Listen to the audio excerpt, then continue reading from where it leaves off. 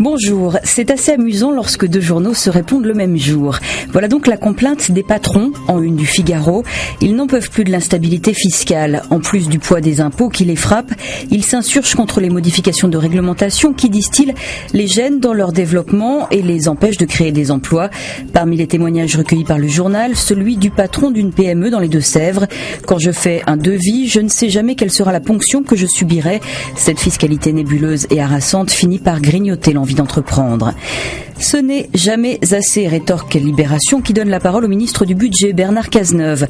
Face à l'hostilité déclarée du MEDEF, il veut répondre et rétablir la vérité. On a raison de tendre la main, mais pas la joue, dit-il. En 2014, les entreprises bénéficieront d'une baisse de leurs prélèvements et il y a déjà eu 2 ans de cadeaux. Libérant chérit dans son édito. L'image de ces patrons brandissant hilar un carton jaune à l'intention du gouvernement n'est pas seulement grotesque, cette attitude atteste d'une forme d'indécence. Faut-il légiférer pour répondre à des faits divers ? La réponse est clairement oui pour Christian Estrosi, interviewé ce jeudi dans Métro. Il va déposer un projet de loi pour élargir la légitime défense. Avec la loi actuelle, dit-il, l'agresseur sait qu'il n'y a quasiment aucune chance qu'il y ait une riposte. Il estime aussi que le geste du bijoutier de Nice était bien selon lui un geste de légitime défense. Il compte donc ouvrir le débat. Notre pharmacie est-elle un terrain miné ? Le quotidien aujourd'hui en France ne cache pas son inquiétude après la nouvelle affaire autour du médicament Pradaxa. Le journal interviewe Corinne Frachon, la pneumologue qui avait révélé l'affaire du Mediator. Selon elle, les labos freinent les réformes. C'est pour cela que 3 ans après la première affaire, il y a encore des problèmes.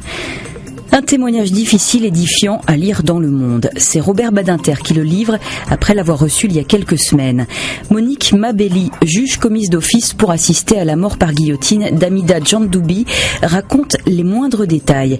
C'était en 1977 et ce fut la dernière exécution. Le condamné fume une cigarette, puis 2, boit un verre de rhum. Maintenant, il a compris que sa vie s'arrêterait lorsqu'il aura fini de boire. Plus tard, plus loin dans le texte, un bruit sourd, le corps a basculé dans le panier. En une seconde, une vie a été tranchée. Un témoignage à lire vraiment pour ne pas oublier ce qui fait les fondements de notre société aujourd'hui. Et puisqu'après un cours d'histoire, il y a parfois 2 heures de sport, je vous conseille aussi de lire L'équipe si vous aimez le football. Luis Fernandez, Bernard Diomède, Robert Budzinski et Alain Roche passent un savon à l'équipe de France. Pour finir, une dernière image, celle du tigre d'amour qui vient de naître dans le zoo de Lyon. Il n'en existe qu'une 30aine sur toute la planète. Bonne lecture, à demain.